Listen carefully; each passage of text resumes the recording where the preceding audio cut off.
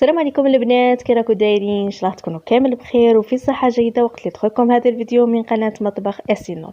اليوم باذن الله خياتي جبت لكم واحد الوصفه بزاف بنينه سهله واقتصاديه اللي هي لابيغي كيما تاع المطاعم ولا احسن من تاع المطاعم، اللي راح نرافقها بكبده الدجاج مشرمله وبصلصه مجمره ومحمره وبنينه بنينه ما نقولكمش.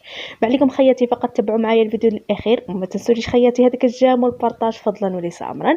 وبلا ما نطول عليكم راح نخليكم مع المقادير وطريقه التحضير. فرجه ممتعه.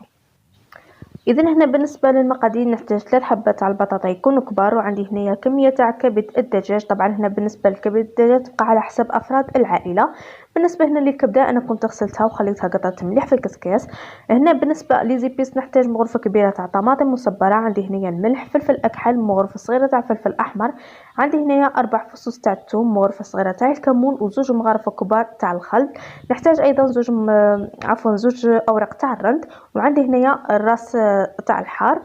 وهنا بالنسبه اللي يبغي يزيد الكرويه يعني يبقى لكم الاختيار، تقدروا هنا تزيدوا الكرويه. هذو هما المقادير اللي نحتاجهم في هذه الوصفه، ودروك راح نروحوا لطريقه التحضير. بسم الله وعلى بركة الله. هنا راح نبدو في الوصفة. انا هنايا بديت بالبطاطا بعد ما كنت قشرتها وغسلتها مليح كما راكم تشوفوا. رايحه هنايا نجيب الكوكوطه ونقطع الكميه تاع البطاطا على شكل مربعات. هنايا خياتي انا اليوم غادي نطيبها في الكوكوطه باش تطيب لنا ربع ساعه ان شاء الله تكون واجده. يعني هنايا كما نقولوا هذه الوصفه راح تكون سريعه بزاف، ربع ساعه وانت راكي وجدتيها.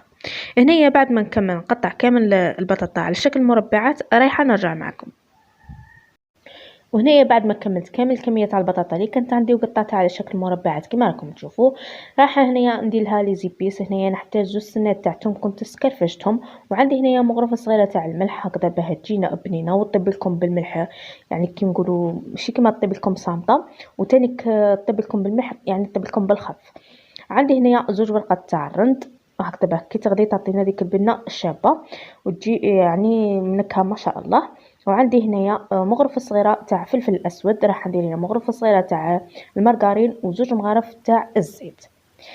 هنايا راح نجيب الكميه تاع الماء. هنايا لازم نغطوا البطاطا، يعني البطاطا تاعكم لازم تغطوها كامل بالماء. من بعد راح نخليها فوق الغاز ونخليها حتى تطيب. ودروك راح نروحوا نحضروا صلصه الكبد. وهنايا بعد ما حطيت المقله نتاعي فوق الغاز حطيت لها 3 مغارف تاع الزيت، خليت هذاك الزيت يحمى مليح. من جهه اخرى هنايا روحت غسلت الكميه تاع الكبد الدجاج اللي عندي. هنا بالنسبه للكميه تبقى على حسب افراد العائله. خليتها قطعت مليح، من بعد ضفتها هنايا للزيت، راح نخليها تتقلى لي شويه.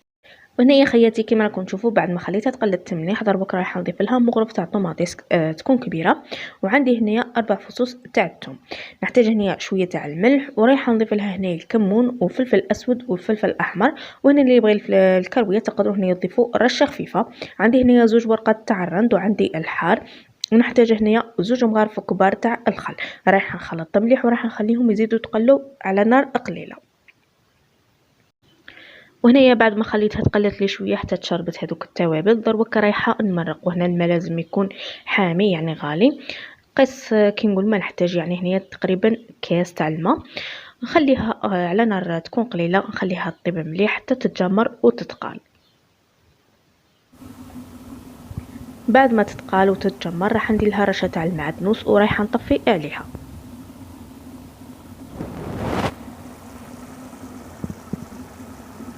وهنايا نجو للبطاطا. هنايا بعد ما طابت لي البطاطا صفيتها دروك راح نضيف لها قطعه تاع فرماج. وهنايا بالنسبه للفرماج تقدروا ديروا داك الفرماج تاع المثلثات، ديروا حتى 3 حتى 4، يعني كل ما طيتوها الفرماج غادي تجيكم بزاف بنينه.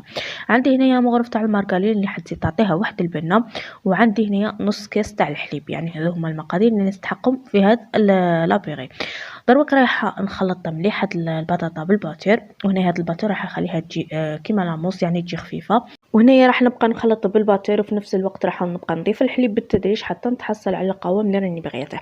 انا هنا بالنسبه للقوام اللي راني بغيته راح يكون شويه ثقيل هكذا باه نقدر نشكلها بلا بوش. من بعد هنايا جبت لابوش حطيت فيها الكميه تاع لابيري وراح نبدا ندريسي الطبسي تاعي بهذه الطريقه.